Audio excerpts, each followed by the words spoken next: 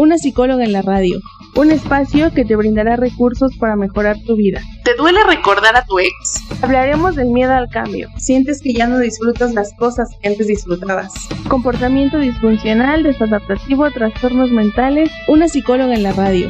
Un programa pensado en despertar tu voz interior. Es normal llegar a sentir ansiedad de vez en cuando. Los síntomas se manifiestan con frecuencia y con larga duración. Una psicóloga en la radio. Busco que reflexiones, te escuches, te cuides, te cuestiones. Pero sobre todo, que te comprendas mucho mejor. Una psicóloga en la radio.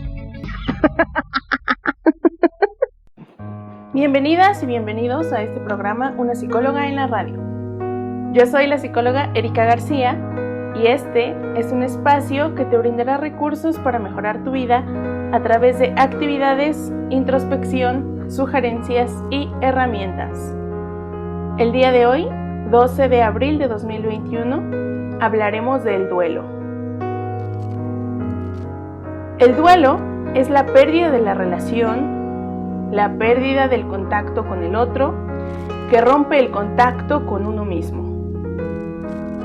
El duelo es una experiencia que afecta no solo biológica y emocionalmente, sino que también altera nuestra manera de pensar, nuestras emociones, nuestras creencias, etc. Y en el duelo intervienen los antecedentes históricos personales, la relación que teníamos con el fallecido, el tipo de muerte, las variables sociales, las tensiones por las que estemos pasando, nuestra red de apoyo que tengamos acceso, a la que tengamos a la mano, y la cultura en la que crecimos.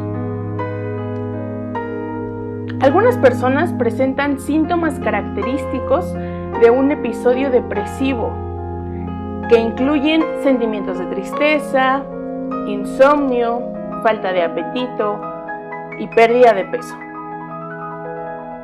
Y las manifestaciones más comunes del duelo se pueden apreciar en 4 tipos: en emociones, sensaciones físicas, manifestaciones cognitivas y las conductas más comunes. Vamos a empezar primero con las manifestaciones emocionales. Por ejemplo, durante nuestro proceso de duelo podemos experimentar tristeza, angustia, apatía, enfado, ira, sentimiento de culpa, soledad, abandono, impotencia, insensibilidad. Las sensaciones físicas propias del proceso de duelo, podemos sentir un vacío en el estómago o boca seca, opresión en el tórax, en la garganta, falta de aire, palpitaciones. Podemos estar hipersensibles al ruido.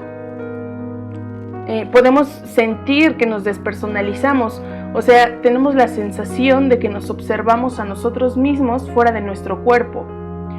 O tenemos la sensación de que lo que nos rodea no es normal.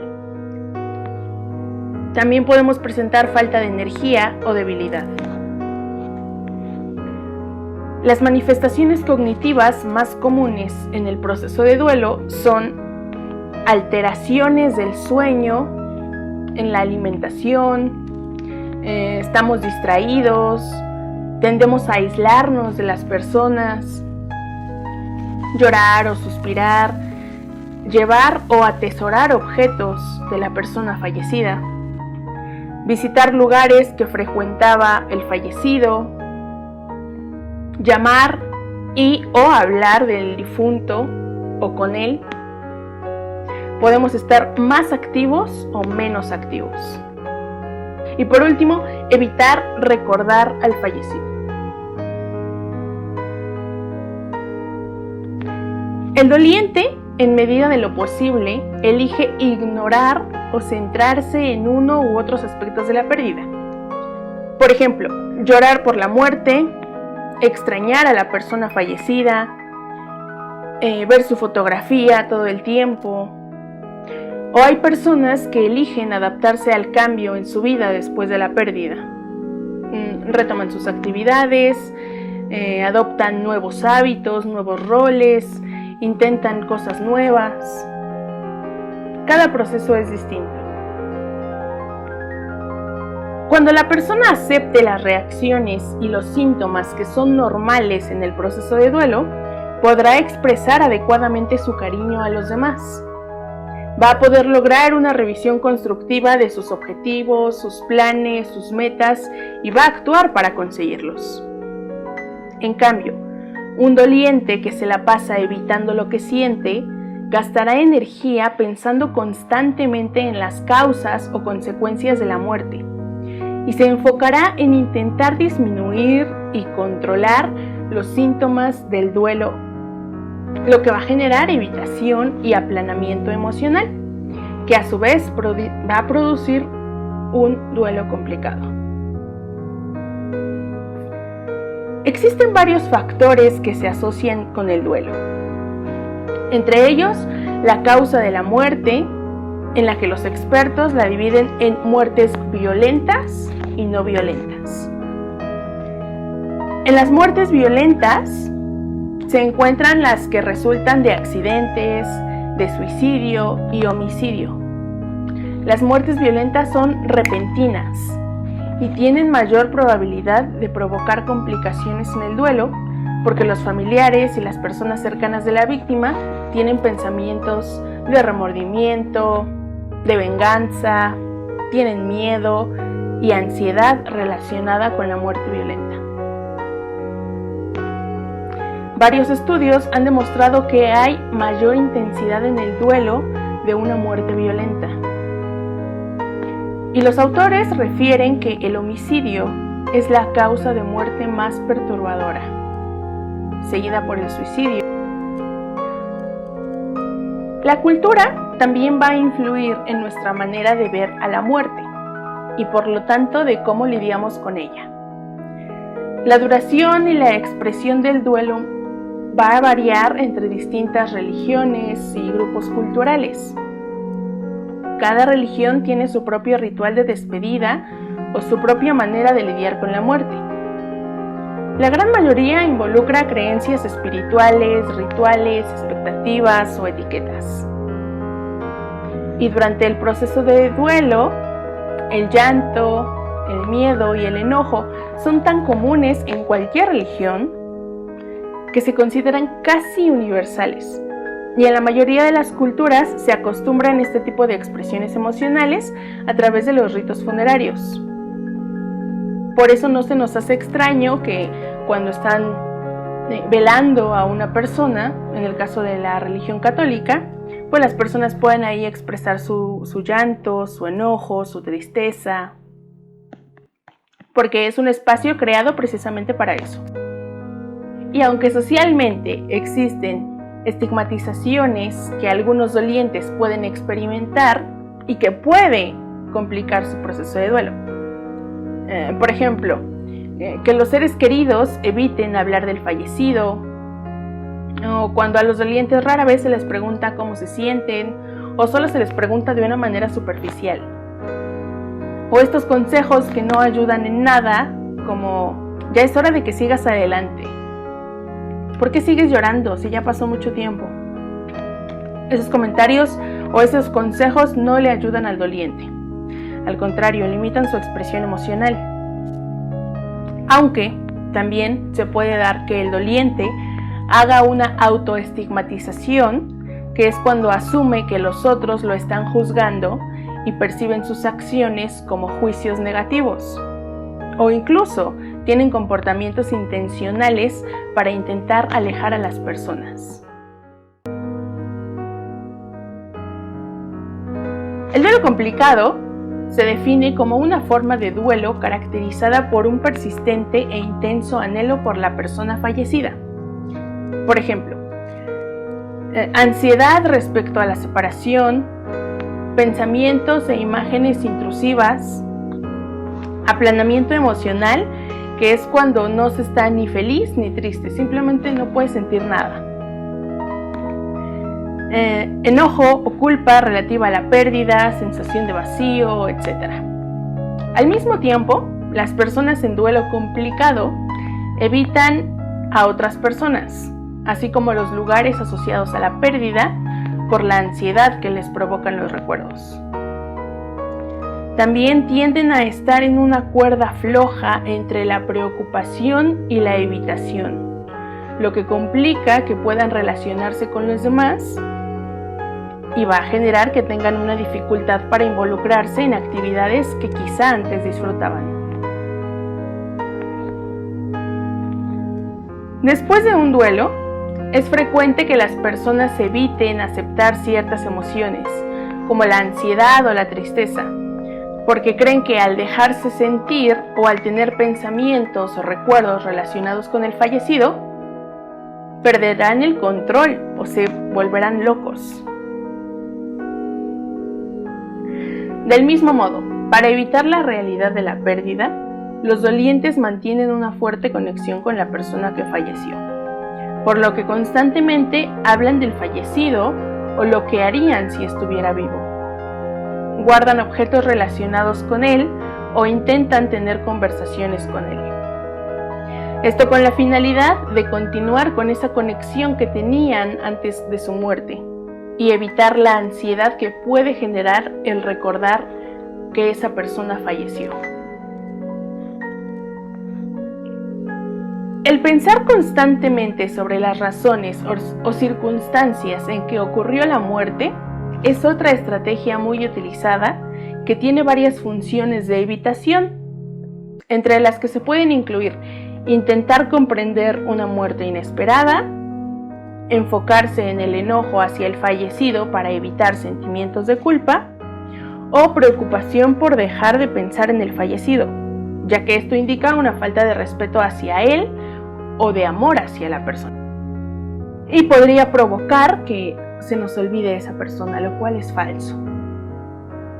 Una persona en duelo puede relacionar la ausencia del ser querido con una sensación de libertad y sentir alivio, porque la pérdida enmascara una vida de maltrato ejercido por el fallecido. Por ejemplo, por fin puedo vivir en paz. Y por el otro lado tenemos a otras personas que pueden relacionar la pérdida con el desamparo y sentir vulnerabilidad o soledad y pensar, no podré continuar mi vida sin él o sin ella. Cada persona, en función de las relaciones que establezca, puede tener diferentes síntomas e interpretaciones sobre la pérdida, así como reacciones derivadas de la misma. En nuestra sociedad se promueve constantemente la búsqueda de la felicidad y la relajación como una manera de evitar pensamientos y sentimientos desagradables, poniendo el ser feliz y el siempre sentirnos bien como signos de salud mental y como el ideal que todos quisieran alcanzar. Y contrario a lo que se piensa, el tener pensamientos y sentimientos agradables y desagradables resulta psicológicamente saludable. Y en el intento de evitar, suprimir o eliminar las experiencias poco agradables o indeseables, incrementan su frecuencia y duración. Quizá momentáneamente nos ayude y parezca efectivo el intentar suprimir nuestras emociones, pero a largo plazo, esa situación que tanto estamos evitando termina reapareciendo con una mayor intensidad, lo que va a impedir poder disfrutar de nuestra vida. Menciono esto porque es común escuchar en consulta a los pacientes decir que quieren tener el control de sus sentimientos o pensamientos. Incluso quieren poder desaparecerlos. Es frecuente que después de la muerte de un ser querido, los dolientes deseen ya no estar tristes o dejar de recordar constantemente a la persona fallecida, de modo que perciben el control de su sentir como la solución del problema. Sin embargo, nuevamente, los intentos de control o eliminación tienden a prolongar el proceso de duelo. Este intento de control se vuelve poco efectivo, porque el intentar olvidar, el intentar distraerse o el evitar la situación solo hará que esté más presente. Vamos a poner un ejemplo para que se entienda mejor. Una mujer que acaba de enviudar. Quizá intente ocuparse en actividades que la mantengan fuera de su casa para poder distraerse y no tener que estar sola porque eso la entristecería. Así que está estableciendo una relación de estar afuera de mi casa es igual a no estar triste. Y la preocupación por no estar triste la hará estar viendo constantemente si la emoción está presente. A ver, voy a poner otro ejemplo para que te quede todavía más claro cómo el evitar nuestros sentimientos y cómo el evitar sentirnos tristes puede provocar que nos sintamos todavía más tristes. Por ejemplo, el hijo de un hombre se suicidó en su casa. Este hombre puede recurrir a la evitación para intentar olvidar la imagen de su hijo muerto, porque eso lo entristece y lo pone ansioso. Así que busca distraerse cada que el recuerdo regresa y se mantiene trabajando afuera de su casa. Esta estrategia le funciona, pero por periodos cortos, porque al llegar a descansar a su casa, justo antes de dormir, aparece de nuevo el recuerdo, por lo que recurre a consumir alcohol antes de ir a dormir y evitar las imágenes de su hijo. Y al no resolver la aparición de los recuerdos, el consumo de alcohol se volverá más frecuente y va a establecer una relación de recordar a mi hijo es igual a sentirme triste, que se traduce en ingerir alcohol. Y con el tiempo, cada que se sienta triste, será mayor su deseo de beber, incluso cuando la tristeza ya no esté relacionada con su hijo. Por eso, en terapia, motivamos al doliente a no huir del contacto con el dolor de su pérdida, ya que la evitación constante de salir es inservible y perjudicial. Ningún control emocional puede deshacer la pérdida o modificar el evento. De hecho, se ha demostrado que entre más se intentan ocultar los pensamientos y sentimientos relacionados con la pérdida, habrá una mayor intensidad, frecuencia y duración de los mismos. Es importante contar con una red de apoyo. Si tú todavía no has identificado a tu red de apoyo, puedes anotar en una hoja, en tu celular o donde se te haga más fácil a la gente más cercana a ti. Y calificar qué tan cercana es esa persona para ti en una escala de 0 a 10, donde 0 es nada y 10 es lo más cercano que podría ser. A un lado puedes anotar el tipo de apoyo que te brinda esa persona.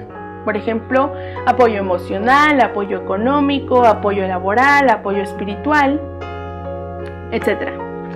Y por último, anota qué tan disponible crees que esté esa persona para brindarte apoyo emocional o soporte. Por ejemplo, Jimena me da apoyo emocional en una escala de 0 a 10, un 9. Es realmente importante para mí y siempre está dispuesta a ayudarme. Roberto me da apoyo económico en una escala de 0 a 10, un 7. Su apoyo realmente me ayuda, pero no siempre está muy dispuesto a ayudarme. Este ejercicio hará que sea más fácil para ti identificar a tu red de apoyo y puedas recurrir a ellos cuando creas necesitarlo. Cuando la persona se enfoca en controlar las experiencias desagradables, se pierde energía emocional y física, dejando poca energía restante para otras tareas necesarias. El afrontar el dolor emocional es importante para aceptar y sobrellevar mejor la pérdida. Debemos alentar al doliente a darse permiso para ser como es, para experimentar y aceptar lo que está sucediendo. Nuevamente, es común que los dolientes eviten hablar, pensar o recordar al fallecido o la situación de la muerte, más cuando fue una muerte violenta o inesperada. Sin embargo, esto implica un desgaste emocional, cognitivo y físico muy alto, porque limita su capacidad de acción, los vuelve esclavos de sus estrategias de evitación y va a obstruir su capacidad de manejarse libremente en su vida. Es probable que los pacientes en duelo menciones que podrían continuar con su vida cuando no se sienten tristes o cuando dejen de extrañar o recordar tanto al fallecido. Y les voy a leer una metáfora que me gusta mucho utilizar cuando tengo pacientes en proceso de duelo que se enfocan en querer evitar su sentir. La metáfora lleva por nombre el hombre en el agujero. Imagina que hubieras vivido toda tu vida en un campo muy grande. Pero antes de llegar a ti, te pusieron una venda en los ojos y te dieron una bolsa de herramientas. Estando en el campo te dijeron que vivieras tu vida, y eso hiciste. Sin que tú lo sepas, en ese campo hay varios agujeros. Y como tú vas caminando, tarde o temprano caes en uno. Estando en el agujero, abres tu bolsa de herramientas y lo único que encuentras es una pala. Así que haces lo que se debe hacer con una pala y comienzas a cavar. Entonces te encuentras con que el agujero se va haciendo más y más grande y tú sigues estando en él. Así que cavas con mucha más fuerza, pero sigues en el agujero. Cavas más rápido, pero sigues en el agujero. Intentas cavar de diferentes formas, clavando la pala más profundo o más superficialmente en diferentes partes. Intentas cavar más lenta y más metódicamente. Puede que incluso te detengas y pienses en los pasos que diste para entender cómo fuiste a caer en el agujero. Pero por mucho que lo pienses, sigues estando en el agujero. Y entonces comienzas a cavar de nuevo. Con el tiempo te das cuenta de que tu agujero se sigue haciendo más y más grande y tú sigues sin salir de él. Sabes que debe de haber alguna forma de salir, o al menos eso te dijeron. Estás tan acostumbrado a cavar que a veces ni siquiera te das cuenta de que lo estás haciendo y lo haces en automático. El problema es que cavar no saca a las personas de los agujeros, solo hace los agujeros más grandes. Así que hay que tomarnos un descanso y dejar de cavar y solo verte a ti en el agujero. Estás atrapado.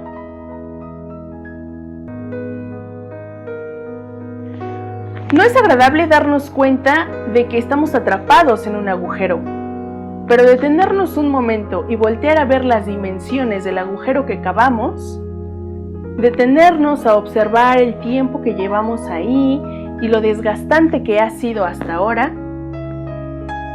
es probable que todo parezca confuso, pero eso no quiere decir que sea malo. Al contrario, la confusión y el no saber qué hacer es lo que puede llevarnos a algo nuevo, a algo diferente. Es común que experimentemos dificultades para encontrar cosas o relaciones que nos sean satisfactorias o para involucrarnos en actividades gratificantes. El doliente no solo está sufriendo la pérdida de un ser querido, también hay cambios en su vida y no siempre está listo para afrontarlos. Algunos se sienten inseguros sobre cómo hacerlo. Vamos a hacer otro pequeño ejercicio. Te voy a decir algo y tú vas a hacer todo lo posible por no pensar en eso. ¿Estás listo? ¿Estás lista? Intenta no pensar en un pastel de chocolate. ¿Listo? Aquí existen dos posibilidades. 1, que te haya sido imposible dejar de pensar en un pastel de chocolate. O 2, que hayas logrado no pensar en un pastel de chocolate. Pero si lograste no pensar en un pastel de chocolate, ¿cómo lo lograste? ¿O cómo supiste en qué otra cosa debías pensar?